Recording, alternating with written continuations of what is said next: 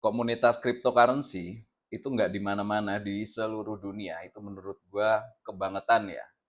Terutama nih yang mau gue bahas ini soal Bitcoin. Ini khususnya juga buat para Bitcoin maksimalis. Itu yang kalau kita lagi membahas tentang seluk-beluk teknologi dan algoritma itu mereka tuh sering kecewa gitu. Apalagi kalau kita ngomongin komputasi kuantum. Menurut mereka kita itu hanya menyebar food. Padahal mereka yang nggak ngerti algoritma gitu.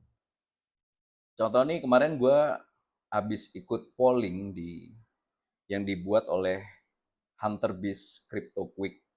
Buat teman-teman yang pengen tahu dia ini siapa, bisa langsung kunjungin di profilnya. Intinya bagaimana nasib Bitcoin nanti ketika eranya komputasi kuantum itu muncul atau biasa dikenal itu sebagai QD atau Quantum Day.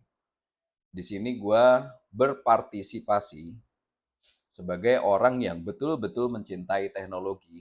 Gue mungkin bisa dibilang tuh lebih maksimalis dibanding kebanyakan Bitcoin maksimalis yang dari polling ini ketahuan kok dari 9.800 sekian orang yang melihat tentang postingan ini itu yang benar-benar peduli sama teknologinya itu hanya ada 296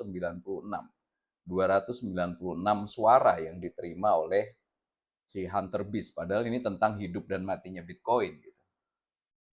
Nah, ini gue ada cerita menarik nih di lagi awal-awal gue ngonten itu belum rame soal komputasi kuantum kayak begini.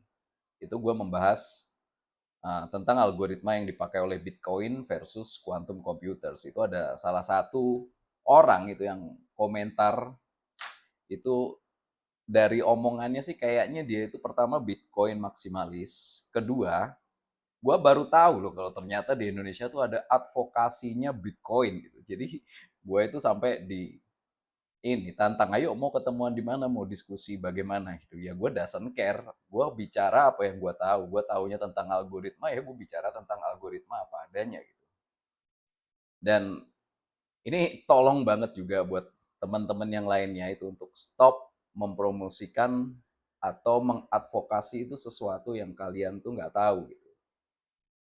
Contoh kalau kita bicara tentang algoritma versus komputasi kuantum itu suka nggak suka itu broken dan kalian mengadvokasi seolah-olah kita itu semacam orang yang menyebarkan food padahal kita adalah orang yang betul-betul mencintai teknologinya sampai gue itu punya Bitcoin juga enggak dan apa namanya dulu dulu pernah gitu cuma sekarang-karang ini enggak bayangin orang-orang seperti gue yang Bitcoin aja nggak punya, tapi peduli gitu tentang teknologinya bagaimana nanti Bitcoin di masa depan.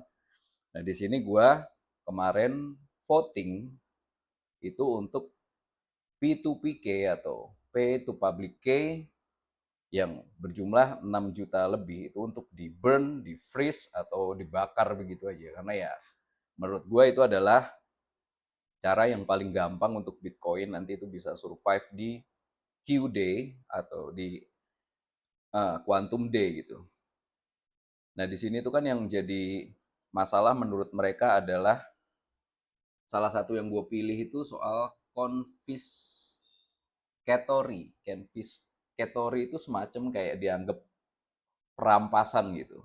Padahal menurut gue itu tergantung dari perspektif mana kita menilai sesuatu. Kalau bahasanya udah apa perampasan ya itu akan jadi citra yang buruk tapi menurut gue itu bukan perampasan ya tapi itu adalah bagian dari rule atau bagian dari aturan maka dari voting yang kemarin dibuat oleh Hunter Beast itu gue voting burn or freeze Bitcoin forever